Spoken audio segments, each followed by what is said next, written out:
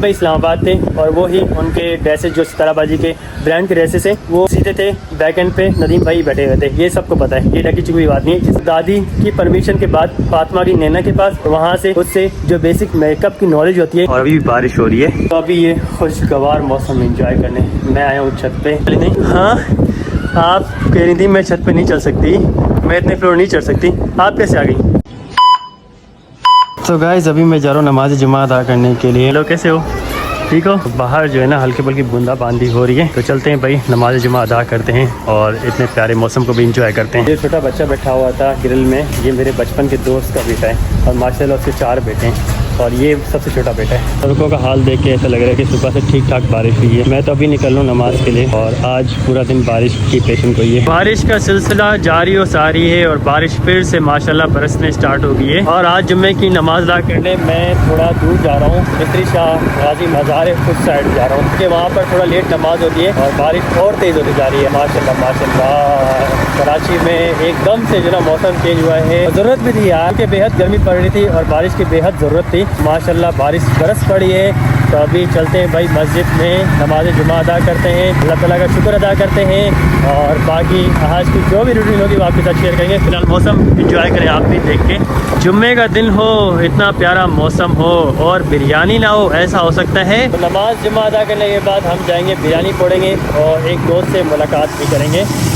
यहाँ पर पानी है बहुत जमा, तो हमें ख्याल से चलना होगा। अस्सलाम वालेकुम वरहमतुल्लाहि वबरकातुहू। आप सबको पहले तो मेरी तरफ से जुम्मे की बहुत बहुत मुबारक हो। उम्मीद करता हूँ आप सब खैर खैरियत से होंगे, जहाँ भी होंगे खुश होंगे। अल्हम्दुलिल्लाह मैं भी आप सबकी दुआओं से एकदम फिट फाइन और शाइन करता हुआ खैर ये दरिया पहले क्रॉस कर लूँ, बाद मजीद बातें करेंगे। क्या मज़ा आ रहा है इतने प्यारे मौसम में घूमने का। और दरख्त भी जो ना फुल धुल गए हैं, फुल जो ना दरख्त शाइन मार रहे हैं। सीन कुछ ऐसा है कि ऑफिस जाने से पहले हम करेंगे इंजॉय, मतलब कि अभी जाएंगे हम बिरयानी खाने, क्योंकि जुम्मा हो और बिरयानी ना हो ऐसा तो हो नहीं सकता साहब। बाकी आज मुफ्ती साहब ने बहुत प्यारा बयान दिया है, बहुत माशाल्लाह अच्छा बयान था, सुन के काफ़ी मज़ा आया। कुछ बातें मुफ्ती साहब ने पहले भी बोली हैं जो आजकल के दौर में चल रहे हैं, तो वो चल के ना आपको घर में सुनाएंगे। खैर अभी बाइक चलाते हुए वो बयान आपको सुना नहीं सकता। और ये प्यारा मौसम तो आपको दिखा सकता हूँ, ये सुहाना मौसम आप देख सकते हैं, कैमरे की निगाह दिखा रही होगी आपको। तो आप चलते हैं भाई बिरयानी की शॉप पे और वहाँ चल के बिरयानी खाते हैं। फातिमा और अब्बू ज्वाइन नहीं कर सकते तो उनके लिए हम टेक अवे करवा लेंगे, पैक करवा लेंगे।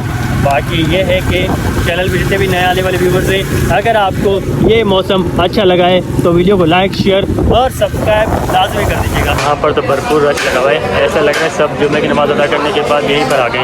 फिर मैंने ऑर्डर दे दिया है और अभी अपनी बिरयानी का वेट कर रहा हूँ। इसलिए भाई तवील इंतजार के बाद ये आ गई मेरी गर्मा गर्म चिकन बिरयानी। पीछे के रास्ते से एग्जिट कर रहे हैं क्योंकि फ्रंट से तो भरपूर रश है और बहुत मजा लगे भाई। खैर अल्हम्दुलिल्लाह से खाना शाना खा लिए, बिरयानी खा लिए और घर वालों के लिए भी पार्सल करवा लिए। तो घर चलते हैं। वैसे सही बोलूँ तो मेरा बड़ा दिल कर रहा है न्यू बाइक निकाल के ना सड़कों पे घूमूं, लेकिन अभी उसकी सर्विस करवाइए, मेंटेनेंस करवाइए, तो सड़कों का जो हाल है ना, मेरी बाइक का बुरा हाल हो जाएगा। सामने जो गाड़ी खड़ी है ना, इसका हाल चेक करें, ये चेक करें, वाइट गाड़ी जो ना नीचे से ब्लैक हो गई पूरी, तो ये हाल हो जाएगा भाई अगर मैंने सड़कों पर जो ना अपनी नई बाइक निकाली। तो इसलिए ना जहाँ वो खड़ी है उसे खड़े रहने देते हैं। और अच्छी बात यह कि मैंने ना उसको फुल कवर कर दिया था ताकि इस पर मिट्टी और बारिश का पानी न लगे। मैकेनिक की शॉप पे आया हूँ और इस पर हम लगा लेते हैं ग्रीस की वजह। भाई ग्रीस लगाएंगे तो भाई इससे पानी जमा नहीं होगा, वरना जो है मसला कर दिया। अक्सर बाइकों के प्लग में ना पानी आ जाता है, तो ये मसला कर दिया। अभी ग्रीस लगेगा ना पानी जमा नहीं होगा और ना ही बाइक बंद होगी। ये पूरे पानी में भी चली जाए ना बंद नहीं होगी, ये प्लग इसका सेव हो गया। नहीं वो तो लाइट बोल दिया था। हाँ लाइट क्या कर दिया करें, लाइट ऑन कर दिया। अच्छा यहाँ पर भी लगा देना, मीटर में भी लगा देते हैं ताकि मीटर में भी पानी ना जाए। लैपटॉप वगैरह मैंने लॉकर में रख दिया और ये बैग रखा हुआ है, बैग उठाते हैं। और ये क्या लिखा हुआ है भाई, ideas can come from anyone and everywhere. बात तो सही कही है। और ये क्या लिखा हुआ है भाई, success is the result of perfection, hard work, learning from failure, loyalty and persistence. क्या बात कही है, क्या ही बात है, ज़बरदस्त मोटिवेशन मिल रही है यार इससे तो। खैर गाइज आज जो ना हम इस फ्लोर पर बैठे हैं क्योंकि हम पहले दूसरे वाले फ्लोर पर बैठते थे, लेकिन आज से हमारी जो ना ये वाली जगह होगी, यहाँ पर हम बैठा करेंगे, जो कि बहुत ही प्यारा है और नाइस है, काफ़ी बड़ी स्पेस है। खैर चलते हैं भाई, हम अभी घर को रवाना होते हैं। रात के बज रहे हैं 2:08 और ऑफिस से ड्यूटी ख़त्म करने के बाद मैं देने आया हूँ भाई बेगम की ड्यूटी। और बेगम के साथ आया था भाई मैं इतनी प्यारी सी लोकेशन में बैठ के चाय एंजॉय करने। खैर चाय तो हमने पी लिए, ये बताएं चाय कैसी थी? कैसी थी? बहुत अच्छी थी। और लोकेशन कैसी है? VIP। सकून है ना? तो यहाँ पर बहुत ही प्यारा इन्वायरमेंट हो रहा है, बहुत ही प्यारा मौसम हो रहा है। तो यहाँ हमने बैठ के जो ना चाय एंजॉय की है। मौसम अच्छा रहता तो हमने बोला भाई क्यों ना मौके पे चौका मारा जाए और इतने प्यारे मौसम में जो ना चाय मिस कैसे कर सकते हैं। खैर अभी चाय शाय पी लिए और अभी यहाँ से रवाना होने का टाइम हो गया। चलो भाई चलते हैं।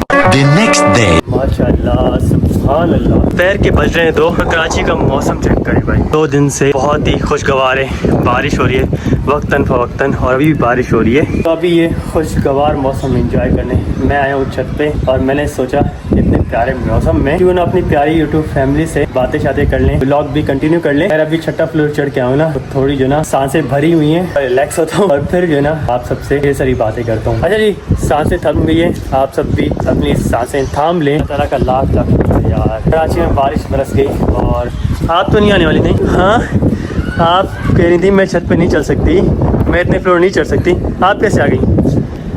हाँ सांस फूल गया। हाँ तो आप भी सांस थाम ले। ऐसा हो सकता है जहाँ मैं हूँ और फातिमा ना हो। आज जो है ना मैं कुछ बातें क्लियर करना चाहूँगा, ठीक है? और ये कब से चल रही हैं तो मैं जो है ना इस चीज़ को सीरियस नहीं ले रहा था। एक तरह से ना मैंने बोला यार बातें पहले भी चलती थी अब भी चल रही है, तो मैं इसको कुछ ज़्यादा सीरियस नहीं ले रहा था। सही है, तो अब जो है बातें क्या है कि सबसे पहले तो मैं एक चीज़ क्लियर करूँ। पहले भी बताया है मैंने, फातिमा जा रही थी आप ही के क्लिनिक। अब क्लिनिक और सैलून का डिफरेंस बताता हूँ। सैलून क्या है, क्लिनिक क्या है। तो भाई सीन ऐसा था कि सैलून पहले ओपन हुआ था और नैना ने ये सैलून ओपन किया था, पार्लर के लिए सैलून के लिए वो ओपन किया था। उसके बाद आप ही ने अपना क्लिनिक उसी सैलून के ऊपर 9 फ्लोर है, नैना का फ्लोर जो है ना वो ग्राउंड फ्लोर है और आप ही ने अपना क्लिनिक ओपन किया था मेज 9 मतलब उससे ऊपर वाले फ्लोर में। तो पहले जब सैलून और पार्लर ओपन हुआ था ना तो हम तो नहीं जाते थे, ठीक हो गया? तो हम वहाँ नहीं जाते थे और फिर आप ही आई और आप ही की वजह से हमने क्लिनिक में एंट्री की और आप ही ने हमें बुलाया, ठीक है? क्योंकि आप ही का हमारा क्लिनिक से पहले का रिलेशन है और बहुत अच्छा रिलेशन है और ये हमेशा रहेगा। लेकिन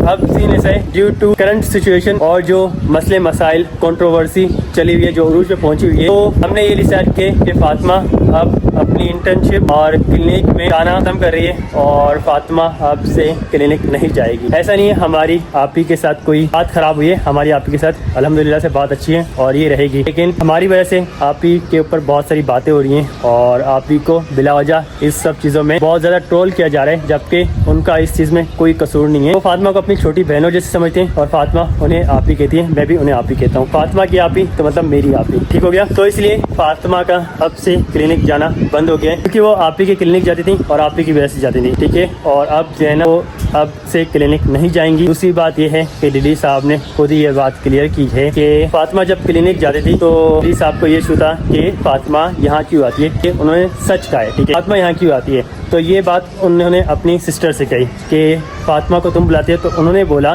कि फातिमा को मैं नहीं बुलाती, जो ऊपर एक ऑनर बैठी है जिनका क्लिनिक है वो बुलाती है और फातिमा उन्हीं के पास आती है, ठीक है? तो डीडी साहब ने अपनी सिस्टर से कहा कि तुमने ही मिलवाया होगा डॉक्टर हिबा से, तो ऐसा नहीं था। डॉक्टर हिबा से जैसा कि मैंने बताया हमने इंट्रोडक्शन दे दिया था और बता दिया था डॉक्टर हिबा से हमारी कब से मुलाकात हो रही है और उनकी फैमिली हमें कब से जानती है। तो ये है कि डीडी साहब ने अपने सिस्टर से कहा था, उन्होंने जो है कह दिया कि भाई मैं मना नहीं कर सकती क्योंकि इस क्लिनिक की मैं मालकिन नहीं हूँ, मैं सिर्फ अपने पार्लर और सैलून की हद तक महदूद हूँ। उन्होंने अपना क्लिनिक ऊपर ओपन किया है और वो उसकी ऑनर है। डीडी साहब ने फिर डॉक्टर हिबा से बात की और डॉक्टर हिबा ने उन्हें मना कर दिया भाई कि मेरे अगर यहाँ पर कोई क्लाइंट आते हैं, पेशेंट आते हैं या मेरी फैमिली से कोई आता है तो मैं किसी को मना नहीं करूँगी। It's none of your concern, ये आपका कंसर्न नहीं है। मेरे से कोई मिलने आ रहा है, कोई भी आ रहा है कल को मेरी फैमिली से क्लाइंट पेशेंट, तो आप मना करने वाले कोई नहीं होते और ना मैं मना करूँगी। तो डॉक्टर हिबा ने उन्हें क्लियर जवाब दे दिया कि मैं फातिमा को नहीं मना करूँगी, वो मेरी छोटी बहनों जैसी है। फिर बाद में जो मामला चले अल्लाह जाने क्या मामला चले क्या नहीं चले, लेकिन डॉक्टर हिबा ने ये क्लियर कर दिया कि भाई फातिमा यहाँ मेरे पास आती है और वो आती रहेगी। तो ये चीज़ जो है सच है कि डॉक्टर हिबा ने फातिमा के लिए स्टैंड लिया और फातिमा क्लिनिक में जाती थी, लेकिन अब वो जो सिचुएशन क्रिएट कर दिए, जो मामला क्रिएट कर दिए, इसीलिए कहें कि पहले फातिमा को क्लिनिक में रुकाने की कोशिश की, वो नहीं हो सका। लेकिन अब ये सारी चीज़ें जो ना क्रिएट की और फातिमा को बाकी चीज़ों में भी ड्रैग किया गया है, तो इसलिए फातिमा अब से क्लिनिक नहीं जाएंगी। और बाकी आप ही नहीं बोला, कोई मसला नहीं वकार भाई, फातिमा मेरी बहन थी और बहन रहेगी।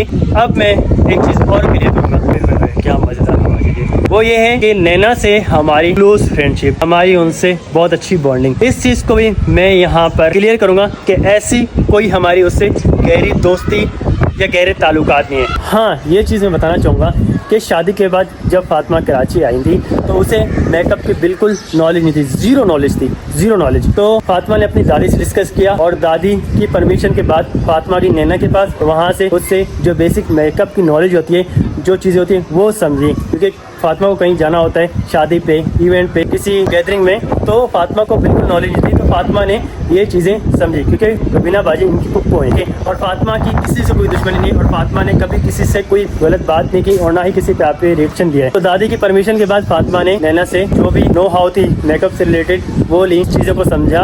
और बाकी गहरी दोस्ती की बात है तो इस चीज़ को मैं अभी भी डिसएग्री करता हूँ कि हमारी कोई नैना से गहरी दोस्ती नहीं है। और ये सैलून पार्लर हम नैना की वजह से नहीं जाते थे। नैना का जो सैलून पार्लर है वो अलग है और आप ही का क्लिनिक अलग है और हम आप ही की वजह से क्लिनिक जाते थे। और अब यह है कि जो कंट्रोवर्सी, जो मामला हैं, तो फातिमा अभी क्लिनिक नहीं जाएगी। इसी के साथ आज का व्लॉग हम यहीं पर एंड करते हैं और बाकी मेरी तरफ से ये लास्ट रिएक्शन था और इस चीज़ को क्लियर करने के लिए लास्ट वीडियो बना रहा हूँ और फर्दर कोई वीडियो नहीं बनाऊंगा। और अक्सर फातिमा के पास उनकी मम्मा जो सामान भिजवाती, सब्जियां वगैरह और भी गांव से थोड़ा बहुत सामान भिजवाती थी, तो रुबीना बाजी वो लेके आती थी।